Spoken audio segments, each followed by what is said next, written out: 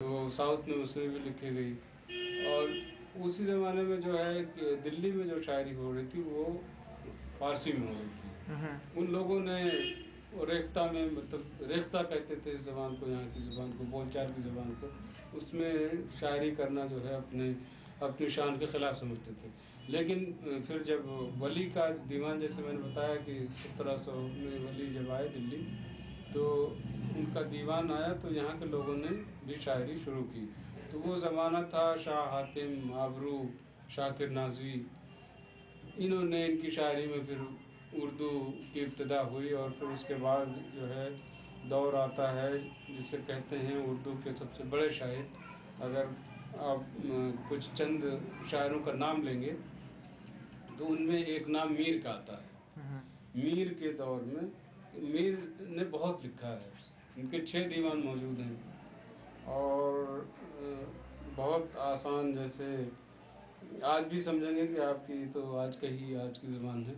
ये नाज की उनके लब की क्या कहिए, पंखुड़ी एक गुलाब की सी है। कोई मतलब इसमें लफ्ज़ ऐसा नहीं मिलेगा कि जो आज की ज़माने में समझ में ना आए। और क्योंकि बहुत लिखा है तो अच्छा वो ऐसा भी लिखा है, ज़्यादा फारसी और अरबी के अल्फाज भी हों। या मीर ने ही कहा था कि मीर के दीन मज़हब को अब पूछते क्या हो, उनने तो कशका खींचा दैर में बैठा, कब का तर्क इस्लाम किया। तो ये भी मीर का ही है।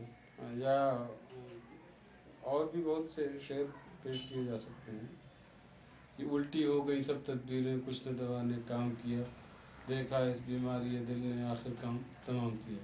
तो बहुत आसान उसमें ये जो है फ़ौरन फ़ारसी के बाद ये मीर का लहजा आ जाता है। फिर उसी ज़माने में सौदा जो है, सौदा बहुत मशहूर हुई। उनके अमीर के यहाँ तो एक तरह से नरमी है, उनके यहाँ सख्ती है, वो सख्त है। और वो मशहूर थे उसके लिए कसीदा लिखने के लिए कि ज़माना जो था बादशाहों का था, मुग़ल पीरियड का है। तो वो कसीदे ज़्यादा लिखते थे। कसीदा वो सिन्फ़ होती है, भी फ़ारसी से है ये, जिसमें बादशाह की या नवाब की या रईस की, किसी बड़े आदमी की तारीफ़ की जाती है। तो पूरी नज़्म जो है वो ऐसी होती है कि उसमें पूरी तारीफ़। सौदा जो है उसके लिए जो है ज़्यादा मशहूर है। फिर सौदा, मीर और सौदा के बाद ही जो है ज़माना आता है गालिब का आ जाता है। गालिब भी का ज़माना भी एक तरह से उर्दू शायरी नहीं बल्कि हिंदुस्तानी लिटरेचर के लिए एक मोड़ है, वो टर्निंग पॉइंट है, जिसे आप माइलस्टोन कह सकते हैं।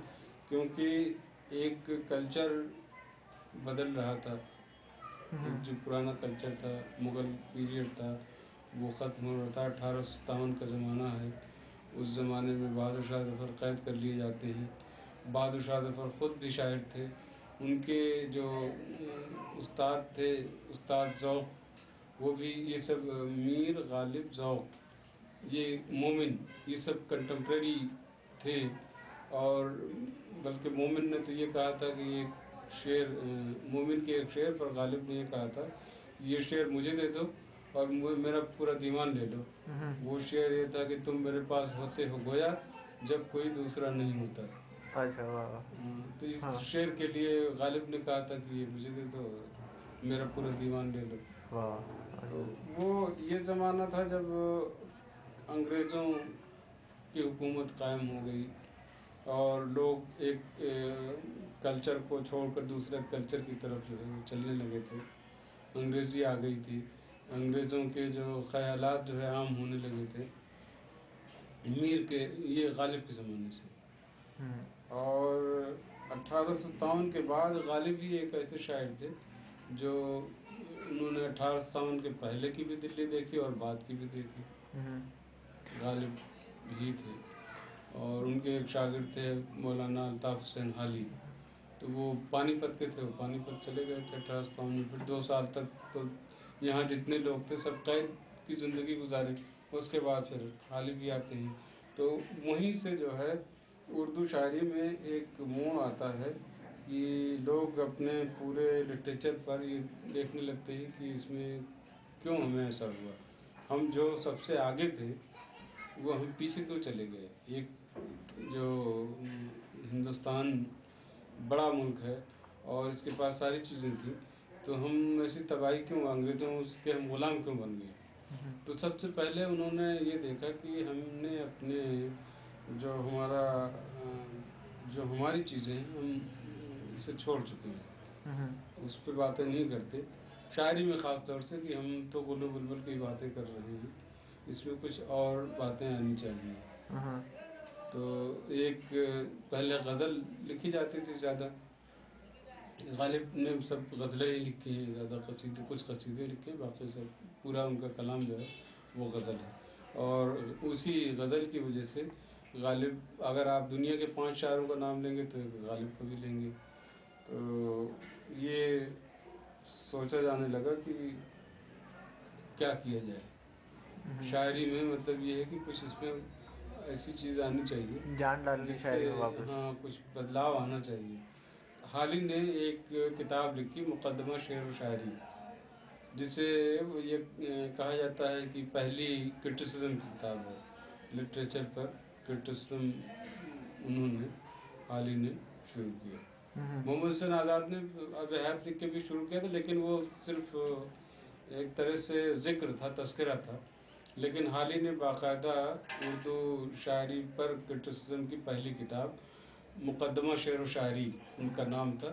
حالانکہ انہوں نے اپنی شاعری کے بارے میں کیا تھا، لیکن وہ اوورآل پوری شاعری کے بارے میں بھی، وجہ سے ان کا یہ کہنا تھا کہ شاعر کو شاعری تبھی کرنی چاہیے جب کم سے کم اسے 2000 شعر یاد ہوں، اور شاعری میں آسان زبان استعمال کرنی چاہیے.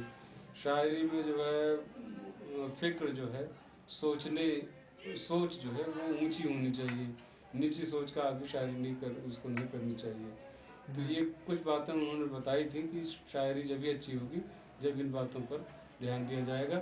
اور انہوں نے خود جو ہے شاعری کر کے دکھائی ویسی حالی نے. پھر لاہور میں ایک پہلے یہ ہوتا تھا کہ مشاعرے جو ہوا کرتے تھے، مشاعرے بھی آج بھی اردو کو مقبول بنانے میں، اردو کو زندہ رکھنے میں مشاعروں کا بھی ایک رول ہے. اس زمانے میں جو مشاعرے ہوتے تھے اس میں ایک میٹر دے دیا جاتا ہے کہ اسی میٹر پہ آپ کو کہنا ہے، شعر کہنا ہے. کنٹینٹ پہ زور نہیں دیا جاتا تھا، صرف زبان پہ، بیان پہ زور دیا جاتا تھا کہ اس میٹر پہ آپ کو کہنا ہے. قافیہ پیمائی سے کہتے ہیں، ردم آپ استعمال کیجیے، باقی آپ کیا کہہ رہے ہیں کیا نہیں کہہ رہے ہیں اس سے مطلب نہیں ہے. تو اسی زمانے میں لاہور میں یہ موومنٹ شروع ہوا کہ نہیں، اب کنٹینٹ پہ زور دیا جائے گا، ہم ٹاپک دیں گے، ٹاپک پہ شاعری کرنی ہوگی، اس ٹاپک پہ کرنا ہوگا. تو یہ ایک طرح سے ایک نیا موڑ کہہ سکتے ہیں آپ، سنگ میل تھا کہ اس طرح کی شاعری شروع ہوئی، نظم کا دور شروع ہوا. اچھا. تو اسی نے جو ہے علامہ اقبال پیدا کیا. اچھا. جب یہ موومنٹ شروع ہوا تھا تو علامہ اقبال 10-11 سال کے رہے ہوں گے، بلکہ اور کم ہی ہوں گے. 1877 میں پیدا ہوئے تھے، 1870 میں.